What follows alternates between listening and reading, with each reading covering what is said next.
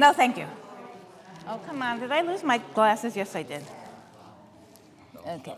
It won't. We're already online. Let's get the...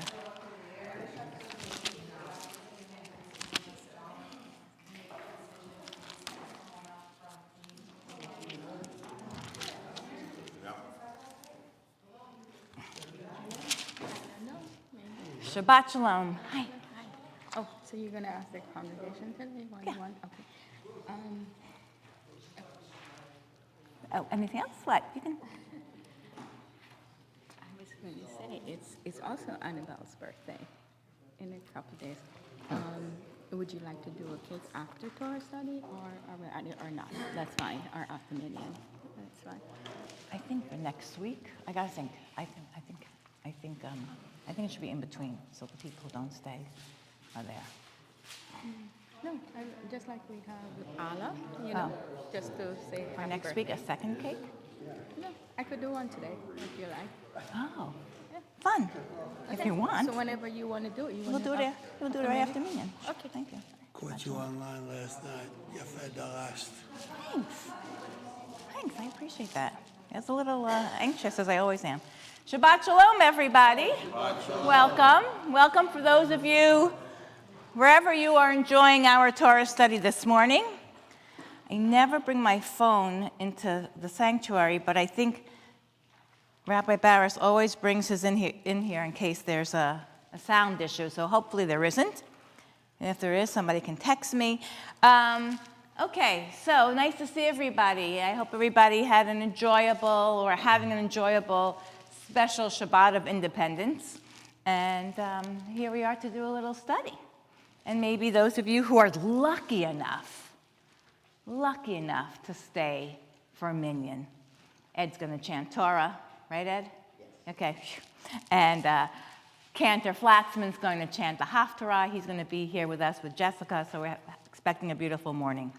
But before we start, let's do a little blessing God, thanking God that we have this Shabbat. So, Vishamru V'nei Yisrael et HaShabbat La'asot et HaShabbat Ledorotam Berit Olam Vishamru V'nei Yisrael et HaShabbat La'asot et HaShabbat Ledorotam Berit Olam Beini uvein Bnei Yisrael Oti leolam Oti leolam Veshamru Bnei Yisrael et HaShabbat La'asot et HaShabbat Ledorotam Berit Olam Ki sheshet yamim asa Adonai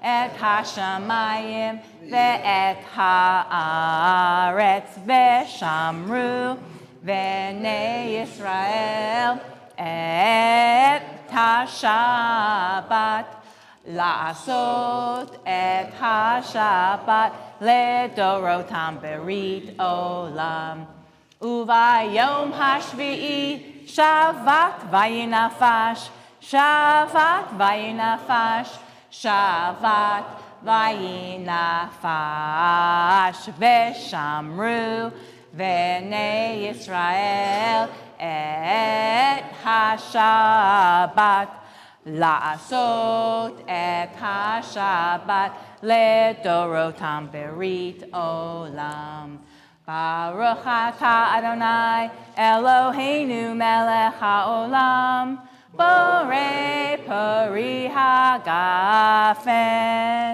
Amen. L'chaim.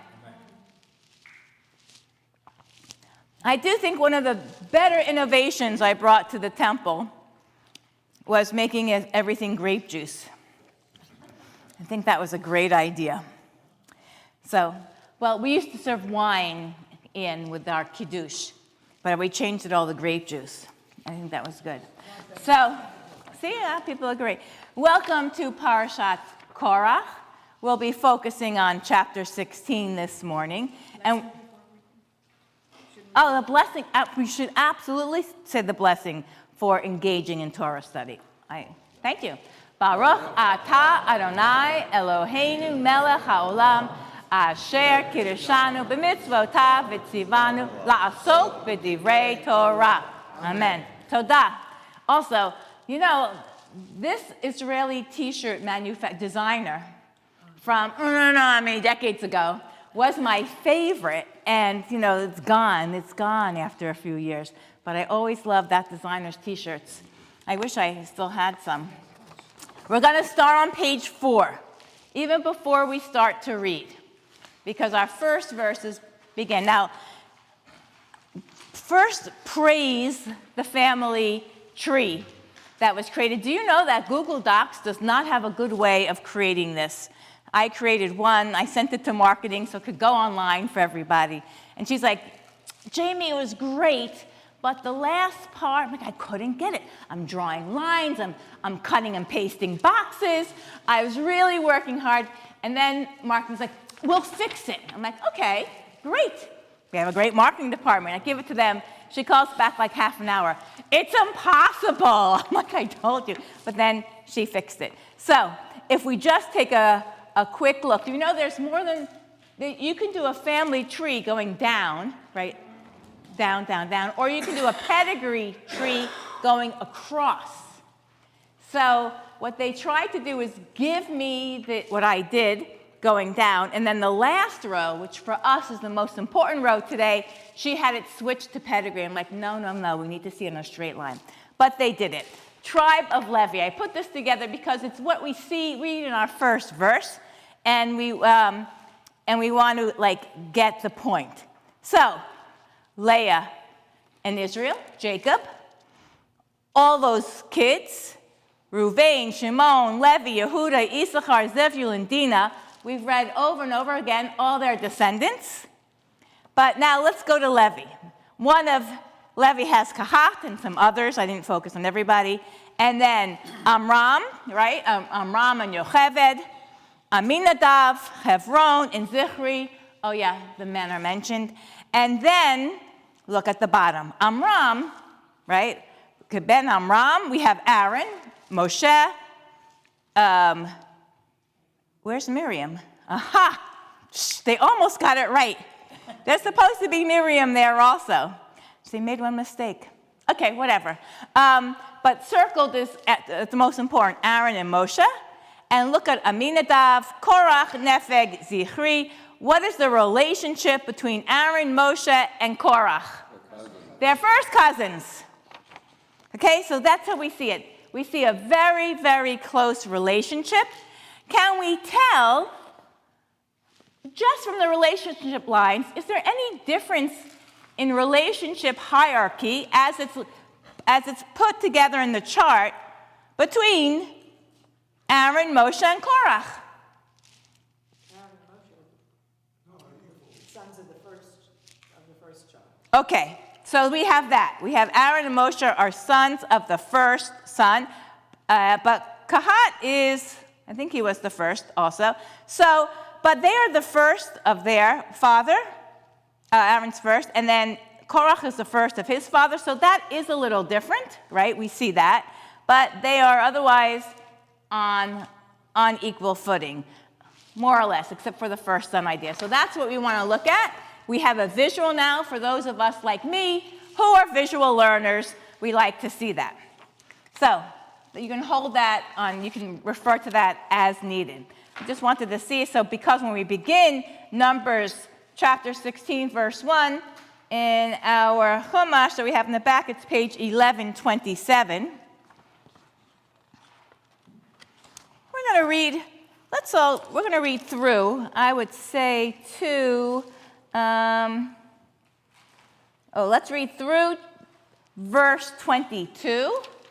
And let's split that up like a paragraph each, 1 through 3, 4. So as we go around the room reading, we'll do like a paragraph or so each person, a few lines, and then we'll get to the text. I have a lot of interesting midrashim. They're somewhat long, but they're coolio stories, so we're going to do that. Let's see. Bill, you are first reader. Bill, why don't you read from verses 1 through 3, and then we'll go on 4 through 7, 8 through, we'll do it like that. Okay. Microphone, please, my friend. Here you go.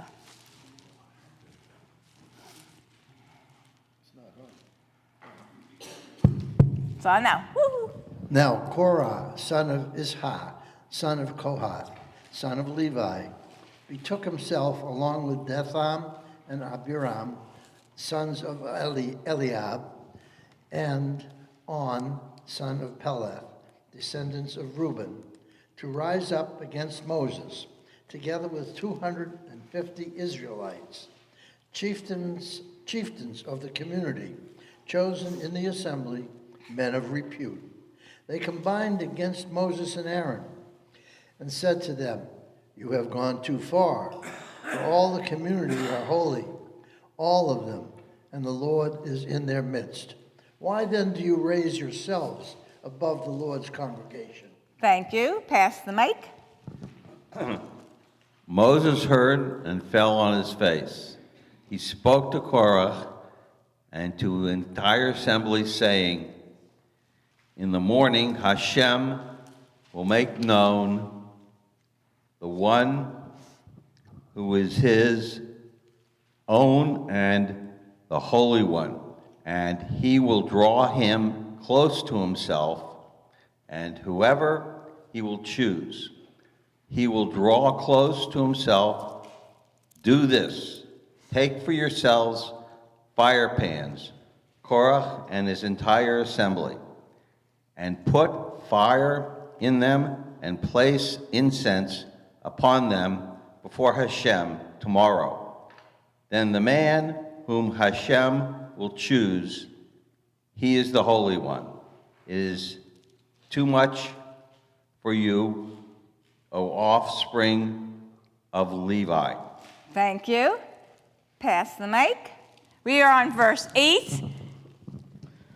Moses said further to Korah, "Hear me, sons of Levi. Is it not enough for you that the God of Israel has set you apart from the community of Israel and given you access to him to perform the duties of the Lord's tabernacle and to minister to the community and serve them?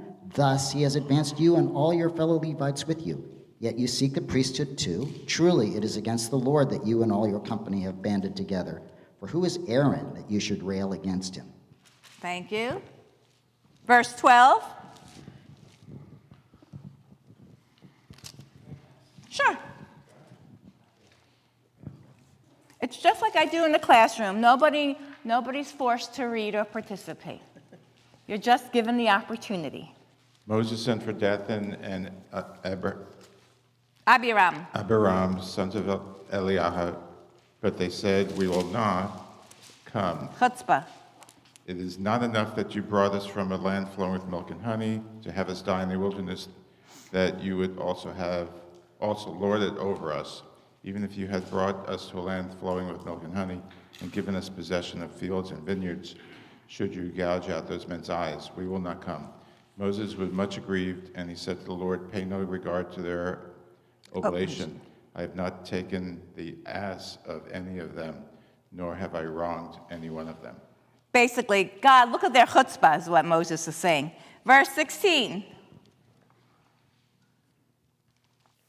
And Moses said to Korah, "Tomorrow you and all your company appear before the Lord, you and they and Aaron. Each of you take his fire pan and lay incense on it, and each of you bring your fire pan before the Lord, 250 fire pans.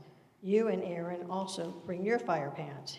Each of them took his fire pan, put fire in it, laid incense on it, and took his place at the entrance of the tent of meeting, as did Moses and Aaron. Korah gathered the whole community against them at the entrance of the tent of meeting. You might as well finish it, Pam. Then the presence of the Lord appeared before the whole community. And the Lord spoke to Moses and Aaron, saying, "Stand back from the community, that I may annihilate them in an instant." But they fell on their faces and said, "O God, source of the breath of all flesh, when one man sins, will you be wrathful with the whole community? Oh, you know what? Pass it on. Let's do a couple of more. The Lord said to Moses, saying, spoke to Moses, saying, speak to the community and say, withdraw from about the abode of Korah, Dathan, and Abiram. Yep. Pass the mic. We're going to go a little further than I thought, just so we are all on the same page. He spoke to the congregation, saying, please get away from the tents of those wicked men who do not touch anything of theirs, lest you perish because of all their sins. So they withdrew from around the dwelling of Korah, Dothan, and Abiram. And Dothan and Abiram went out standing upright at the entrance of their tents, together with their wives, their children, and their infants. Moses said, With this you shall know that the Lord sent me to do all these deeds, for I do not devise them myself. If these men die, as all men die, and the fate of all men will be visited upon them, then the Lord has not sent me. But if the Lord creates a creation, and the earth opens its mouth and swallows them, and all that is theirs, and they descend alive into the grave, you will know that these men have provoked the Lord. As soon as he finished speaking all these words, the earth beneath them split open. The earth beneath them opened its mouth and swallowed them and their houses, and all the men who were with Korah and all their property and all the property. They and all they possessed descended alive into the grave. The earth covered them up, and they were lost to the assembly. All Israel were around them and fled from their cries, for they said, lest the earth swallow us up too. A fire came forth from the Lord and consumed the 250 men who had offered up the incense. Great. Thank you, Paul. Okay, we got the whole story that we're going to talk about today. All of chapter 16, it's in that's what we do for our first triennial, and we're going to see a little bit of what happened. So, in the pshat, in the literal meaning of the text, there was a rebellion accusing Moses and Aaron. Moses said, look, it's not me. God made us in charge. Here's the proof. They he did a test. The test proved that it was Moses and Aaron, and all those who were disobeying or had that chutzpah were swallowed up. The earth opened up. If you die a natural death, then it's loud. If you die a natural death, then it proves, that God has not chosen me. But if something unusual happens, let's say the earth opens up and swallows everybody, well, then it's pretty clear. So let's take a look at what some of the Midrash says about this. Some of our sages say about this. We have the beginning, which we just read. We have, look at page 1. We have up until they combined against Moses and the accusation, you have gone too far, for all the community are holy. Ramban, whose turn is it to read? I'm going to ask you to read the beginning of the Ramban. Nachmanides at the first page. Now, as long as Israel was in the wilderness of Sinai, no evil befell them. But even after the incident of the golden calf, which was a serious and well-known sin, those who died as a punishment were few, and the people were saved by Moses' prayer when he fell down before the Eternal the 40 days and 40 nights. Thus they loved Moses as they loved themselves, and they obeyed him, so that had anybody rebelled against Moses at that time, the people would have stoned him. Therefore Korah endured the greatness of Aaron when he was appointed high priest, and the firstborns were accepted without protest. The high status of the Levites and all the other acts of Moses. Okay, stop right there. So and pass the mic. So even after the golden calf, Ramban is saying a rebellion such as this could not have been started against Moses. The people still loved him. And those who died at the golden calf, well, they were guilty, and that was their punishment. But now let's see, so why Ramban is asking the question, why now? What has happened, what's different now that it is ripe for rebellion? So I have here, I've adapted this a little bit, and I numbered them 1, 2, 3, 4, so it's a little clearer for us. I added those numbers, and let's see what they are. What is Nachmanides saying that now's the time? Bavakasha. 1. But when they came to the wilderness of Paran, and some people were burnt in Taberah, 2, and many died in Kibroth Hahatava.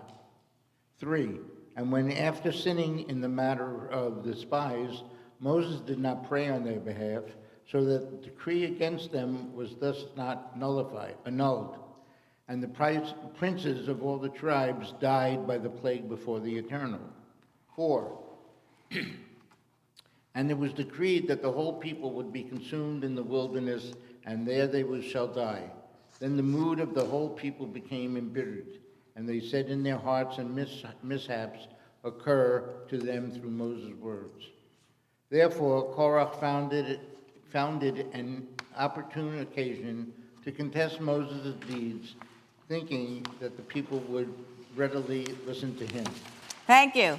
Okay, top of page 2. Here's our discussion. Do the incidents above build a case for Korach? Does he, our litigators here, does he have a case now? After all, every time Moses said something, people died. Every time Moses spoke to God, people died. And what's happening now is, Korach is saying, what do we have to lose? You've already decreed that we're all going to die in the desert. So there's nothing left. Question, top. Do the incidents above build a case for Korach? Answers. Yes, Francis, I'll do the microphone thing. All the steps, thank you. I believe it was a combination of all of them. A combination of all of the incidents? Yes. Okay. And the cherry on top being that they're not going into the promised land. Okay. So he did have a case, Francis is saying, maybe. And yes, Eric, oh, good. More steps, the better. I have a lot of standing in one place in a little while.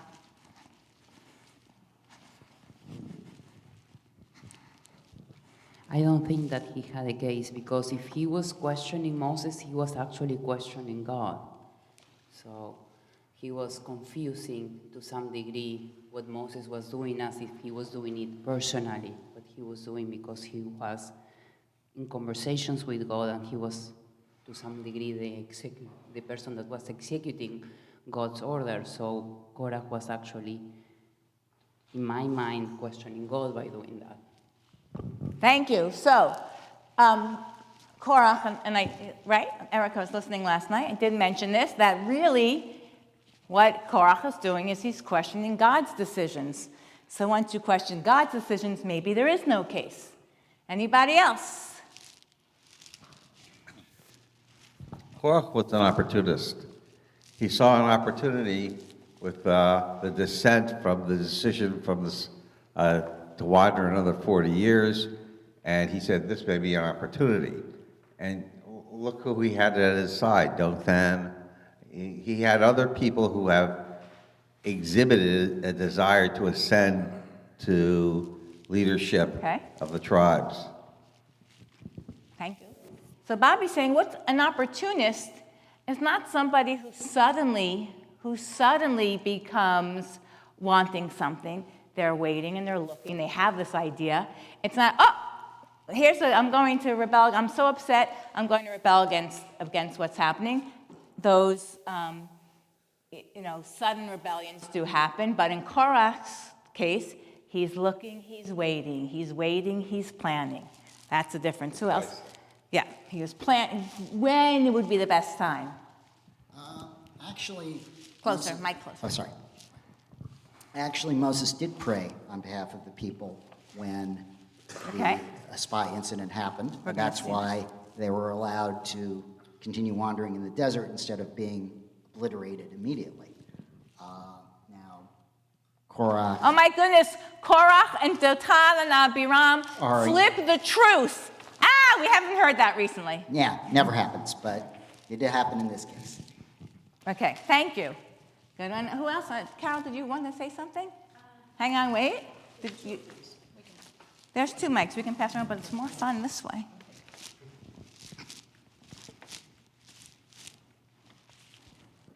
I think Erica kind of covered what I was going to say. It's God, not Moses. And, who does our life truly belong to? Who created us? Why are we here? And, we see injustice done from time to time in the world, but God has to step in at times. Otherwise, I don't think the world will be here.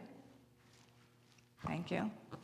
So there's this idea in Torah, right, that everything's coming from God, and we're going to operate, move, navigate, negotiate our way through. And unless, okay, I would never say this, but I can't help it. It's right there. Unless God Almighty comes down and wants something differently.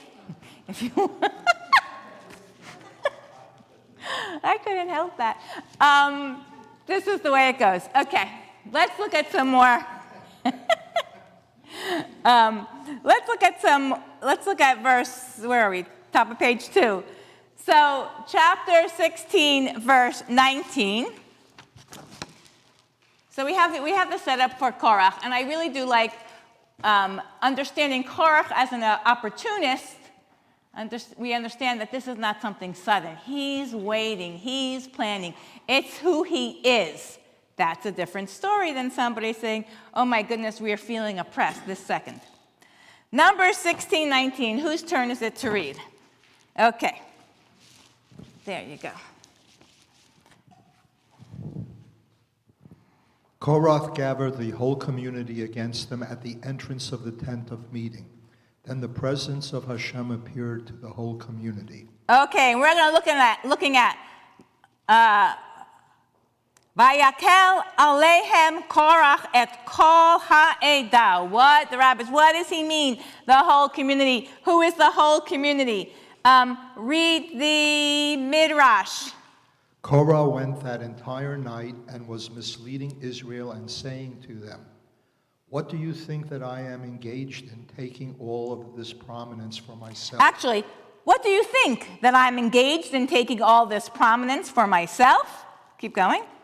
I seek to have this prominence circulate among all of us, as Moses took the kingship for himself and the high priesthood he gave to his brother. He would go and cajole each and every tribe in a manner appropriate for them until they joined him. From where is it derived? It is as stated. Korah assembled the entire congregation. They all approached, speaking as he did. Immediately the Lord spoke to Moses and to Aaron, saying, separate yourselves from the midst of this congregation, that I may annihilate them in an instant. They fell on their faces. Thank you. All right, so let's take a look at that. What a campaign, literally, did Korach do? He went to every group and said, it's not about me. This is not for me. This is for all of you. And was able to convince them. He pleaded his case. He put it to them. Moses and Aaron, they've taken things, they've done things which I don't know if it's really theirs to do. I'm not sure. And really changing those facts, and went to everybody and told them. And here's the weird part. How did he do it? How did he actually, why did they believe him? Aline, what do you want to say? The microphone's right there. I was just going to say, like Shakespeare said much later, I think in Macbeth, he protests too much. Oh, I don't think anyone even asked him, but he was out there saying, well, it's not me. It isn't me. And, then you have to look twice at that guy who's protesting too much. whenever my kids always would present some kind of story that they wanted something, I'd always say, they protest too much. Like there's something else behind what you're saying. There's something else behind. Yeah, they eventually, when they were in high school, they figured out that it was Shakespeare. But that was one of my lines. Wait, pass the mic. How long a period of time was this after they exited Egypt? And was it before or after it was after the golden calf, I'm sure. But how much time elapsed between leaving Egypt and Korah? Yeah, sure. It's within a couple of years or less, right? They left Egypt in the first month, in the third month of the, what is it, Paul? Paul has it, or Ed has it. Right, in Nisan, but how long? It wasn't long. It wasn't like 10 years, 5 years. It was in the year or within 2 years? Within 2 years, I thought, right? In the second year, it starts. So they're still questioning Moses and Aaron as to what they're doing and whether Hashem told them to do it or not. They just don't believe. Maybe, yeah. You're saying it's not enough time. Crossing the sea, getting the commandments, getting water, getting food, it still wasn't enough for them. Okay? But this is after the spies as well. And, yes it is. But this is after the spies as well. And the stories of the spies when Moses says, okay, here's the good land. And then 2 of them say it's fine, but the rest of them say it's not, So there was, are you saying there's mumbling and disagreements all along? I would think so. That Korah capitalized on at this point. Yeah, could be. And so, right, they capitalized on this idea of it's getting worse for us. That was their thinking. It's getting worse for us and not better. That's how they flipped. That's how they flipped the truth. They actually were saying the opposite. And I don't know if we're getting to Datan and Abiram's part, but that's what literally the opposite. All right, we have a long story here, a long midrash, which Korach is using to convince everybody what really has happened, what really is going on. So, does somebody want to take, who's next? Okay, so take your time in reading it, because it's a story. Okay, we are on page 2, where it says, Midrash Shocher Tov. Korach began to speak to them words of scorn, saying, "There was once a widow in my neighborhood who had 2 fatherless daughters and 1 field. When she came to plow, Moses said to her, 'Thou shalt not plow with an ox and an ass together.' When she came to sow, he said to her, 'Thou shalt not sow thy field with diverse seeds.' When she came to reap and stack the corn, he said to her, 'Leave the gleanings, the forgotten sheaf, and the corners of the field for the poor.' When she came to thresh, he said to her, 'Give tithes, priestly dues, the first and the second tithes.' She justified heaven's pronouncement and gave it to him. What did this poor woman do? She went and sold her field and purchased with the proceeds 2 lambs to clothe herself from its shearing and enjoy its products. As soon as they gave birth, Aaron came and said to her, 'Give me the firstborn, since the Holy One, blessed be he, hath said, every firstborn that shall be born of thy herd and flock, the male one shall thou consecrate to the Lord thy God.'" Keep going. She justified heaven's pronouncement and gave him the offspring. The time came for shearing, and she sheared them. Came Aaron and said to her, "Give me the first of the shearing, since the Holy One, blessed be he, said, the first of thy grain, thy wine, and oil, and the first of the shearing of thy flock shalt thou give to him." Thereupon she said, "Since I have no more strength to withstand this man, I shall slaughter them and eat them. As soon as she had slaughtered them, Aaron came and said to her, "Give me the shoulder, 2 cheeks, and maw." Whereupon she said, "Even after I have slaughtered them, I am not delivered from his hand. Let them then be forbidden my use." Said Aaron to her, "In that case, it is all mine, since the Holy One said, 'Every devoted thing,'" Cherem. Harem, something vowed as excluded from using, "in Israel shall be thine." He took them up, departed, and left her weeping with her 2 daughters. Such was the lot that befell this unfortunate woman. So much they do in the name of the Holy One, blessed be he. I don't know, the rabbis seem to be making a good case for Korach and his followers. But that's blasphemy. Okay, maybe. Let's pass the mic back to Ed. Pass it up this way. Ed has a comment. I mean, what an incredible story. It just, oh my goodness, look at all these rules in the Torah, each one, and she had less and less and less. Ed, go. Well, taxes are too high is always a good argument to make against the government, but you notice that Korach in the Midrash isn't saying that he's going to lower the taxes. He's just going to take it for himself. Okay, beautiful point. He doesn't say that he's going to be helping in any way. It's just look what they have done. Look at these 2 guys. Look at this poor woman. Can anybody defend them after hearing about this woman? How can they? I'm waiting for you guys to come up with the answers. He's the first that says, Miga, make Israel great again. Oh, it's funny. Yeah, this could be. What is he missing? What is Korach missing? Or missing? What has Korach left out? What he gets and what ends up with God. Well, what he may get is certainly what he leaves out. But what else is he leaving out of the full story?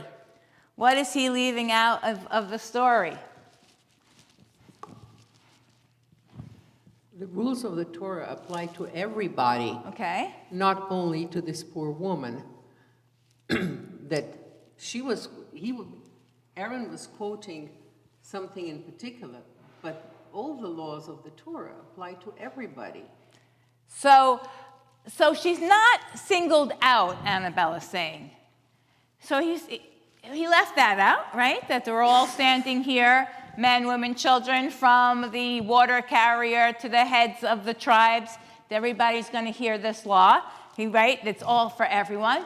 He's leaving other things out. What else is he leaving out of his argument, which would ruin his argument, which would ruin his Miga argument? Yes. Well, he leaves out that there are other things in the Torah that would benefit this woman. Thank you. Leaves out, she's leaving the corner of the fields. Well, the corner of the fields are for somebody just like her. How many protections do we have over the widow and the orphans, the fathers? So many of those rules would help her. How many would she be exempt from if she had nothing else? He makes his case by finding, as we all do when we preach about text, finding the text that supports his case, finding the situations, the conditions that support his rebellion, but he doesn't tell the whole truth. He doesn't give all of the other laws that would uphold this woman, lift her up, and protect her. So he sees, everybody who hears this story, it's a very, very sad story. Comments?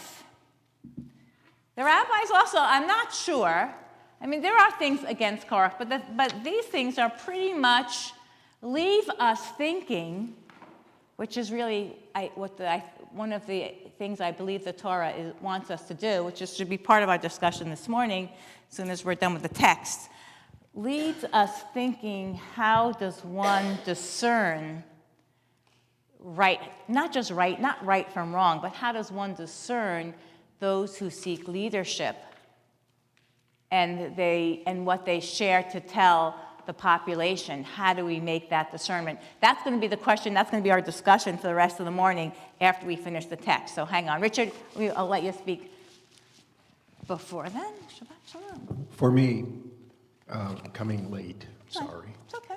I hear the incredibly destructive effect of hypocrisy on leadership. We are working to avoid even the appearance of an impropriety, and when we take the knowledge that we have and turn it around and use it for our own personal gains, not only do we perpetrate what I think is a fraud, but we diminish and we detract from and we sully and we putrefy the whole purpose for which we were placed in a position of authority. Okay, thank you. So before we go on, we'll go back to impropriety, back in the text, which I don't have some of the commentaries, but I'll share that with you. Back in the text, let's see who can find it first, where Moses says, oh, there it is, verse 15. So from 13 to 15, Dathan and Abiram, right, they've switched everything around, saying, you brought us from a land flowing with milk and honey, as if Egypt was a land flowing with milk and honey, to die in the wilderness, and now you're lording it over us. And even if you've brought us into the land, so they're saying, these things you promised to do for us, bring us into a land of milk and honey, give us the fields, the things that you spoke about when you gave us the Torah, it hasn't happened. So why are we going to meet you? And look at Moses' answer, verse 15. Moses was much aggrieved. He's aggrieved because they questioned his integrity. And he said to the Lord, pay no regard to their oblation, good word. I have not taken the ass of any one of them, nor have I wronged any one of them.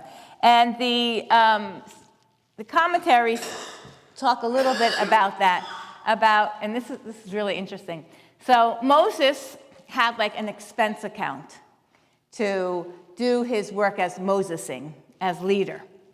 And he said that the commentators say that not only did Moses not use that fund to take the donkey that he needed to when he went back to Egypt, not only did he not use that monies that were available to him for leadership, he used his own funds. So just to show, not only did he not take what he was able to take, he didn't take anything from anybody else. He didn't take even what was available to him. He used his own money. So that goes talking about Moses' leadership.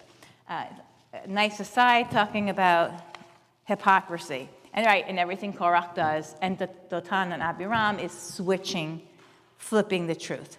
So let's look. Yes, of course. Hang on, let me give you a microphone so those watching at home can participate.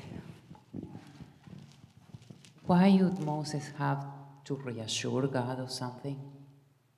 Why did Moses? Because in this text it says that Moses told God, pay no attention. It's as if Moses is trying to, right, saying, you don't need to. Well, why would he need to say that to God, like almost comforting? So Moses, of course, and when they set out, I think that's going to be our next part, when God's going to set out to destroy everybody, the commentators say, you really don't have to tell God anything about who's good and who's bad or what, because God knows. So the text is also speaking to us. We see this relationship with God. A relationship with God also points to Moses' chosenness as the leader. If he's able to have that back and forth conversation, that's one reason. And for us to understand that Moses understood and God understood what's going on. So that everybody's on the same page. Let's see, who's next in wanting to, where were we? We were over here somewhere? Where was Carol? We're on where it says Numbers 20 to 22. Let me read the Hebrew first. Let me get my glasses to read the Hebrew first. We're in Numbers chapter 16, verses 20 to 22. Vayidaber Adonai el Moshe ve'el Aharon lemor. That's the easy part. Hibadlu, separate. Mitoch ha'edah hazot, va'achaleh otam kerega. Vayiplu al pnehem, vayomru el Elohei, haruchot lechol basar ha'ish echad yecheta, va'al kol ha'edah tiktsof. There's a question again. Ha'ish echad yecheta va'al kol ha'edah tiktsof. Read the English of those verses, please, Carol, where it says Numbers 20. And the Lord spoke to Moses and Aaron, saying, Stand back from this community, that I may annihilate them in an instant. But they fell on their faces and said, O God, source of the breath of all flesh, when one man sin, will you be wrathful with the whole community? Okay. So even after all this, Moses and Aaron are still looking around. They're saying, God, it seems to us as if you will destroy everybody. Because naturally, you've threatened this before at the golden calf. You've threatened to wipe everybody out and start again with Moses. It seems to us that this is what your plan is. Moses might be jumping ahead with what he thinks God's going to do. Next reader, please. We are reading Midrash Tanchuma Korach at the bottom of page 3 with the mic.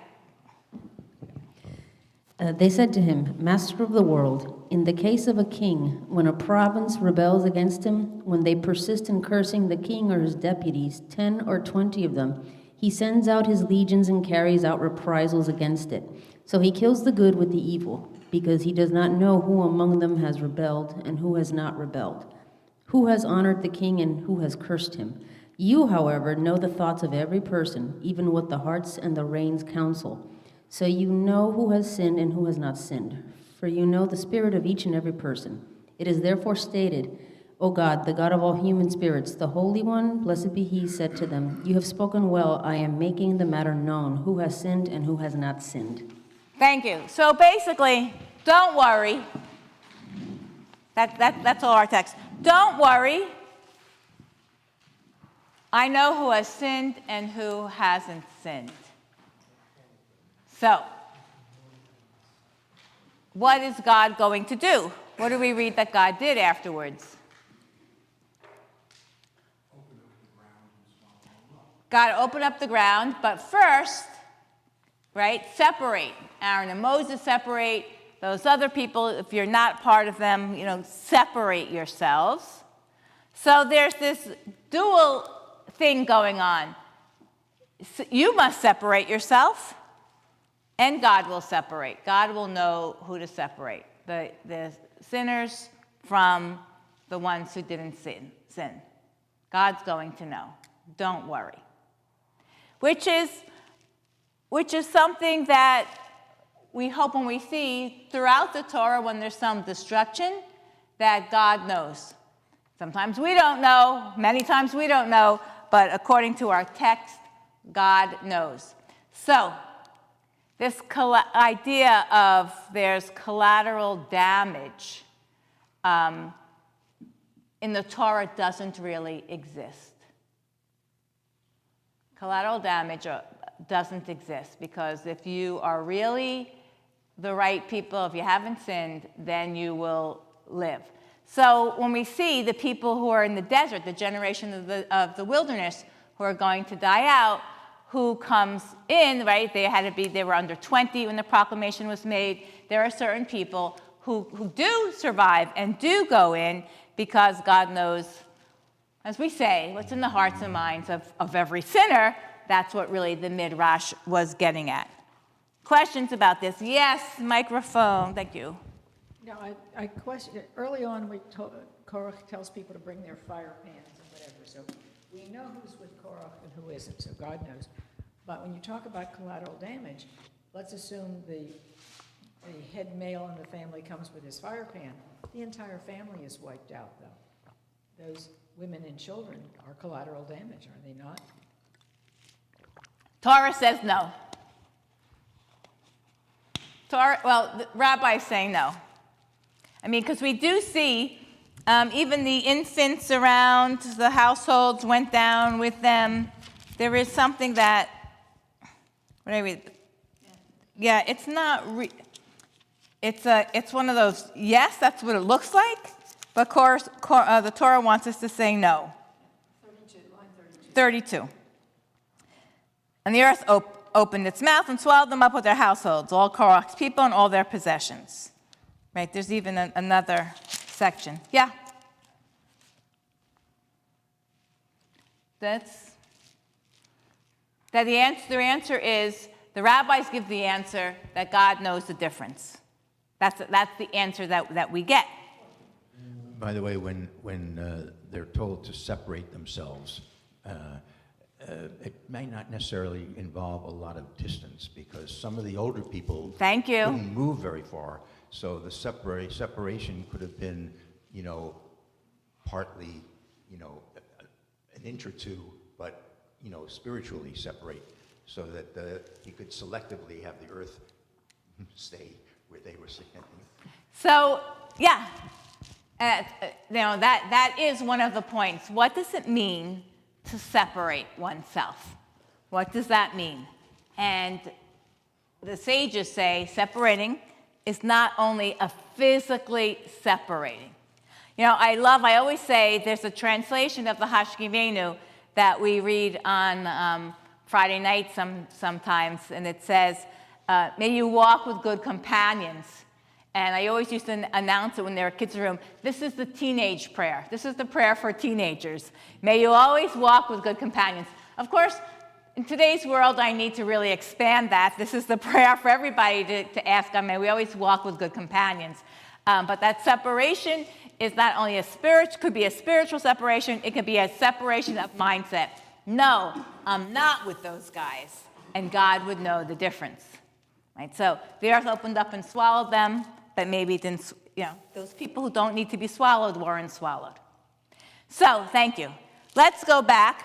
In our last 10 minutes or so, we want to have this discussion looking at Korach and looking at what the rabbis say about him, and to try to figure out how do we have this Torah foundation, but how does one discern in leadership their intent, their meaning, what's going on? How do we discern what is right and what is wrong? How do we discern that rebellion? Last night I spoke about the difference between two controversies. The rabbi says the controversy between Hillel and Shammai is one that is for the sake of heaven, meaning even though they may view something differently, their interests are going. Remember when we used to watch presidential debates years ago?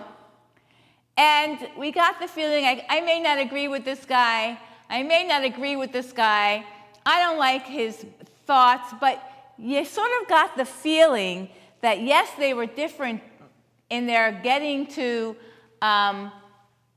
in their what's best for the country, but you still got the feeling of they thought they were thinking what's best for the country. They had the similar goals, big goals, even though they were going to reach those goals differently. Right? Let's say the pursuit of justice, happiness, and safety. So that may be everybody's goals. They were doing differently, but you didn't feel like one person didn't want those goals. So Korach may have been, with his stories, we understand that he was an opportunist. His goals were for him. Dotan and Abiram, their goals were for them. Their ambitions made them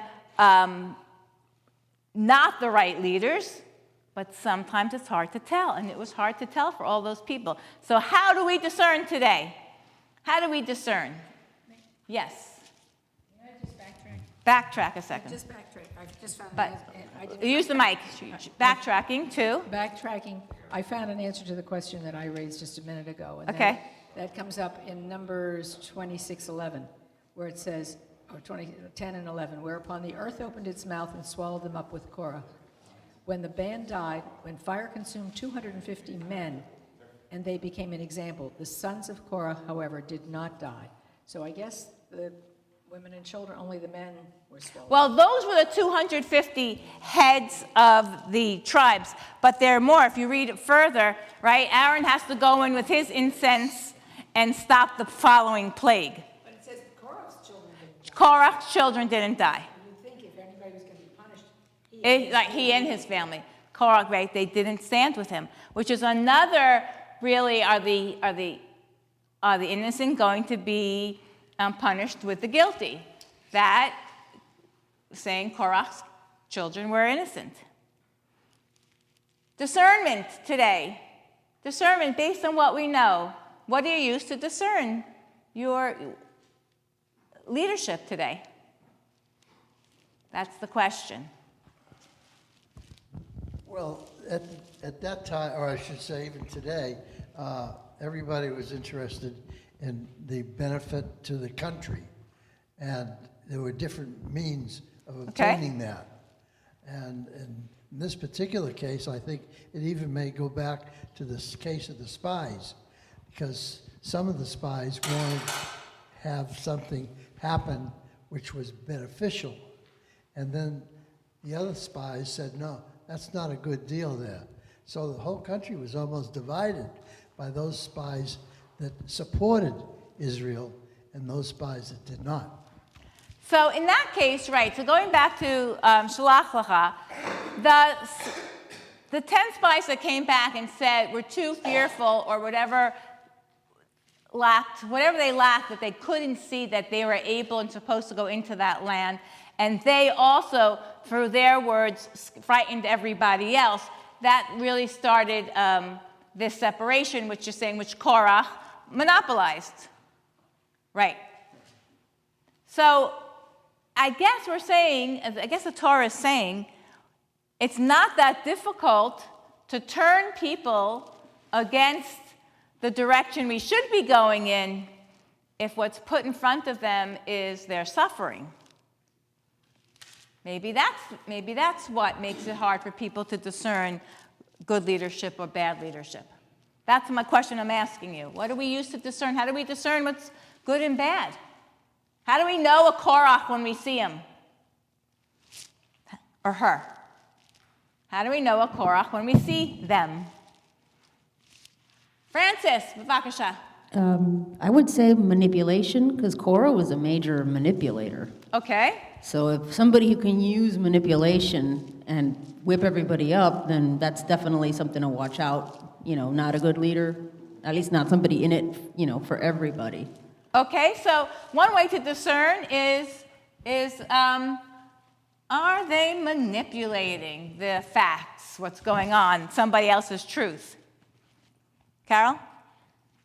So when desire rules, one cannot discern what is right and what is wrong. When somebody is moved by their own desire, are you saying that they lose the ability to see what's right and what's wrong? Correct. So Carol's saying when internally, for an individual, you want to add something? I mean, it's slightly similar. Okay.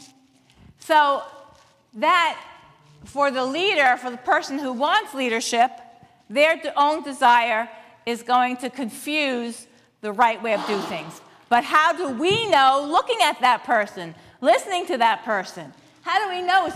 Is their desire for themselves? Is their desire something that is going to help move whatever they're leading forward? It's an example of Ming, make Israel not gullible. Ming, not make Israel not gullible. Okay, and I don't even have,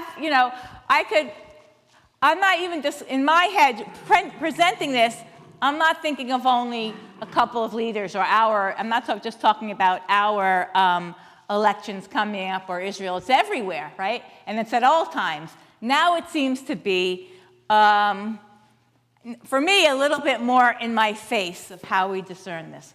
Yes, Eileen, you have a microphone? Good. Maybe one way to know is a track record. Like Moses had a track record to look at. He led them out and, he negotiated or spoke to God on behalf of the people and all the miracles that happened, and they were saved from what happened back in Egypt. So there's a track record, and even at this present day, there is a track record on both parts. This is why it's a historic election, they say, because there's a track record for that one and for the other one. So look Okay. and decide. So, in terms of Moses, he accomplished all of these things. Well, Korach says, yes, he may have gotten us out, but look, we're going to die in the wilderness. Right. So, track record today is one way. But what about Korach? So, we look backwards to see how else do we discern leadership? You look to see whether or not the policy of the leader benefits the leader or benefits the people. It's a separatism between patriotism and selfishness. And if you could draw the line, the bright line between selfishness and patriotism, you have a leader. Okay, thank you. So this is what the rabbis basically were saying about Korach. Okay, he looked as if he were that he were a leader. He went and he gathered a congregation around him. He told them, look at the things that are happening to you, how bad it is. You can come with me. And those two guys, they've taken too much upon themselves. Who appointed him king, literally? So come follow me. In the end, of course, God showed Korach that he was incorrect. Ian. There's a Latin phrase, cui bono, who benefits? And in evaluating who the leader is, or what they're saying, you always ask that question, who benefits from this? Okay, thank you. So who benefits is one way that we ask that question. We can discern maybe a little more.